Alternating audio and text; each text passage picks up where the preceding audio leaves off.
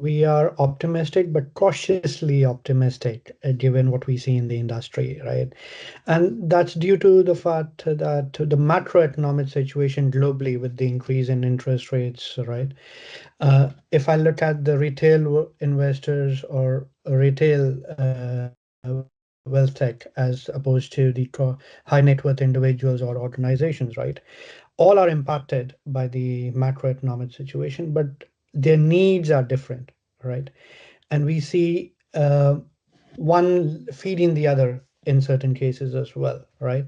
So if I look at retail, for example, the key for them is the preferences are changing, right? Everyone wants to look at making it simple in terms of how they can invest, how they can plan, how they can get the advice. And a lot of it is also driven by the Gen Z or the millennials, as we call it, right?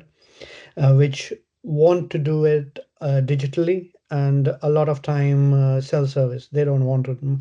My 17-year-old doesn't want to talk to anyone as long as she has all the information available, right? So that leads to the point of making data available and making the technology accessible to be able to make certain financial decisions.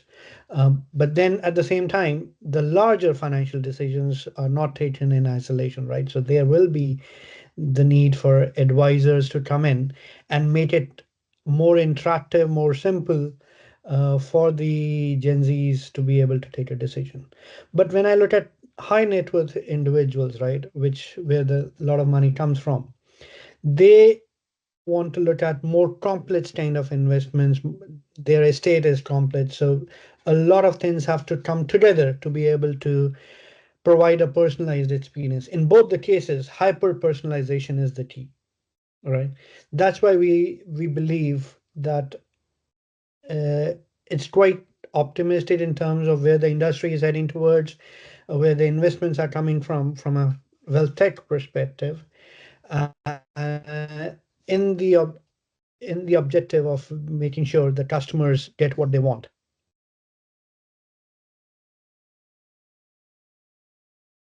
That's interesting. We have already spoken about hyper personalization and how use of AI can drive that personalization based on the data that is made available from various sources, be it banks, be it other social sources where we get the data from.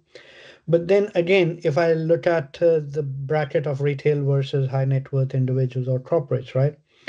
Uh, Accessibility and reduced entry barriers is what we see would be a key trend when it comes to retail, right? A lot of organizations, be it banks, be it neobanks, etc., will get into wealth management of some sort, financial planning of some sort, if they have not already got into that, right? Because that's untapped market for them, right? So accessibility and reduced entry barriers would be the key. We've seen it from a fractional shares perspective, right? So I can invest, let's say, a quid into Tesla for if I have to today. Otherwise, if we look at bigger instruments like equity or uh, alternative assets, right? The entry barrier is too high from a retail perspective, which will, I believe, go down in the next year or two, right?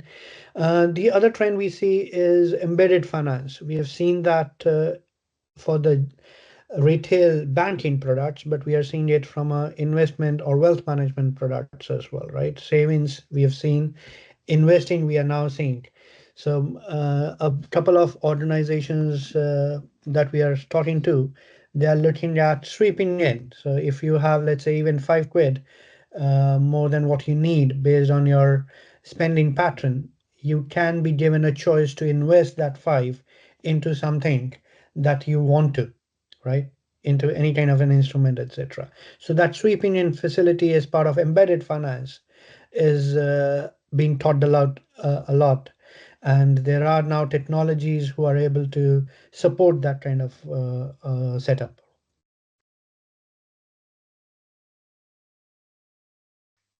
So if I look at what Harry mentioned about the pilots that we are conducting at the moment, right? We see a large scale deployment of such platform capabilities, be it advanced LLMs, right? Be it automation of the entire paraplanning process, a virtual advisor for the real human advisors, right? And then adoption of that with both set of customers, be it the retail or high net worth individuals, etc. Right? We are looking at uh, doing it multilingual as well, because a lot of times a personalized approach, as we spoke about, right, in a language that individuals or organizations have to look at multi-jurisdictionally. So multilingual LLM models will be the key.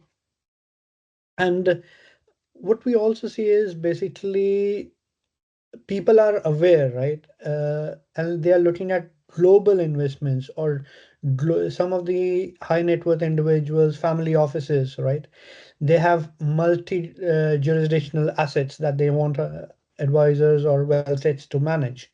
So we are looking at an enhanced ecosystem where we can integrate with different platforms globally so that there's a wider access to investments, plannings, trusts, as they call it, right? How they have to manage their complex estates. So a lot of enhanced ecosystems with additional integrations to platforms and markets is what we see going forward in 2025, 26.